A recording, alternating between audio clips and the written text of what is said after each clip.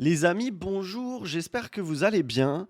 Aujourd'hui, je vous fais cette petite vidéo pour vous parler d'un petit souci qui remonte sur le Z Fold 7. Là, il y a plusieurs cas qui sont apparus sur Reddit. C'est inquiétant, mais je vais vous donner aussi les bonnes pratiques hein, pour utiliser ce téléphone. Alors, que se passe-t-il sur le Z Fold 7?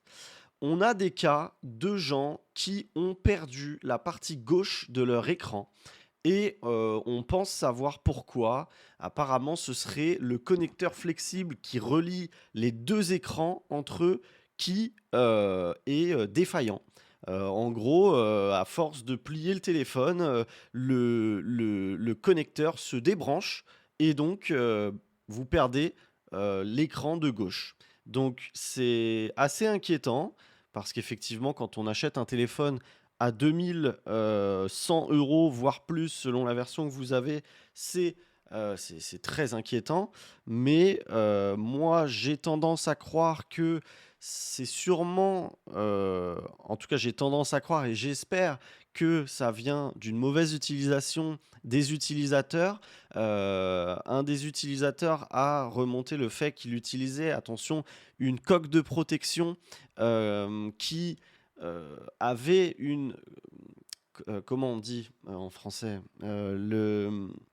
La charnière, qui avait une protection au niveau de la charnière du téléphone et apparemment, en fait, quand on ouvre le téléphone, du coup, la protection, viendrait ici et quand on le referme, en fait, la protection de la charnière viendrait appliquer une pression au niveau de la charnière qui aurait déconnecté, cette, cette connectique entre les 2 écrans.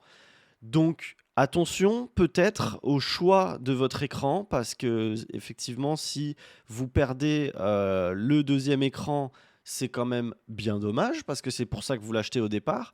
Maintenant, pour l'instant, on n'a pas de retour sur, qu'est-ce qui s'est passé. Alors, il faut savoir qu'en France, j'ai pas vu de personnes remontant ce problème. Moi, j'ai vu, alors j'ai pas fait des recherches hyper poussées, mais j'ai vu le problème apparaître 3 fois. Un youtubeur a eu le problème justement quand il essayait des coques de protection.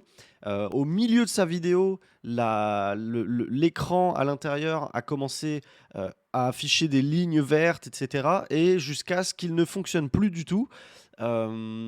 Et ensuite, 2 utilisateurs sur Reddit qui ont remonté le problème, dont celui que je vous parlais, qui indique avoir une coque. Le deuxième, moi j'ai commenté, j'ai dit attention, c'est sûrement la manière dont tu fermes ton téléphone. Il m'a répondu pardon, purée, j'ai failli exploser mon téléphone moi aussi. Il m'a répondu pardon que non, pas du tout. C'est juste là pour cette vidéo qu'il l'a ouvert comme ça parce qu'il l'utilisait d'une main, mais sinon il a l'air de le fermer de la bonne manière. Quelle est la bonne manière de fermer ce téléphone? La bonne manière de fermer ce téléphone, c'est de ne pas appuyer sur l'écran. L'écran est fragile. La charnière est fragile et l'écran est fragile. La bonne technique, c'est d'appuyer sur la partie basse. Vous voyez, la partie où il y a une bordure en fait. Vous voyez cette charnière là? Vous appuyez ici et ensuite vous faites le reste avec vos mains, quoi. Mais en aucun cas, n'appuyez sur l'écran, n'appliquez aucune pression sur l'écran. Vous risquez d'endommager durablement le téléphone et ça risque de faire mal au portefeuille. Surtout que, comme je vous disais, pour l'instant, on n'a pas d'informations sur euh, comment ça se passe au niveau de la garantie. Samsung, c'est pas les meilleurs au niveau garantie. Ils ont tendance à essayer de s'échapper de leurs promesses. Il faut faire très très très attention. Euh, Maintenant, c'est un téléphone. Moi, il y a quelque chose que je trouve qu'on ne lit pas assez, c'est qu'il faut prendre ce téléphone comme un bijou à 2 100 €, les amis. Il faut vraiment en prendre soin. Il faut pas être violent avec, il faut pas commencer à vouloir faire je sais pas, le lancer, commencer à s'amuser avec la charnière, etc. C'est un téléphone qui, malgré tout, les téléphones pliants sont encore au stade de l'innovation. On est encore en train d'innover sur cette partie. On est encore en train d'étudier la charnière. Faut savoir, hein, Samsung a changé les charnières à chaque itération de ce téléphone. Donc, c'est des téléphones qui sont en bêta test malgré tout. On n'est pas encore sur une maturité et il faut en prendre soin. Voilà, c'est tout ce que j'avais à dire pour cette petite vidéo. Je voulais simplement vous faire une update.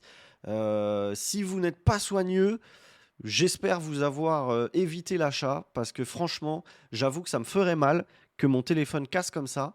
Je ne le souhaite à personne, mais vraiment, pour moi, c'est un téléphone qui est à mettre entre les mains de gens soigneux. Que ce soit parce que l'écran à l'intérieur est en plastique et peut être endommagé à vie juste à cause des ongles. Pour tout autant de raisons, c'est un téléphone qui est à mettre entre les mains de gens vraiment soigneux. Et comme je vous l'ai dit, attention du coup, si vous possédez un Z Fold 7, les coques que vous achetez peuvent endommager votre téléphone, visiblement, puisque on a l'impression que c'est à cause des coques que le téléphone est endommagé. Voilà tout. J'espère que j'aurais pu vous informer si vous n'étiez pas au courant. N'hésitez pas à lâcher un petit like sur cette vidéo et à la partager au plus grand nombre pour partager la chaîne et puis cette information qui, malgré tout, est importante. Voilà, je vous remercie d'avoir visionné cette vidéo. Comme je l'ai déjà dit, n'hésitez pas, le petit like, le petit abonnement, la cloche des notifications pour être informé des prochaines vidéos. Et puis, je vous souhaite une agréable journée. Allez, à plus, ciao.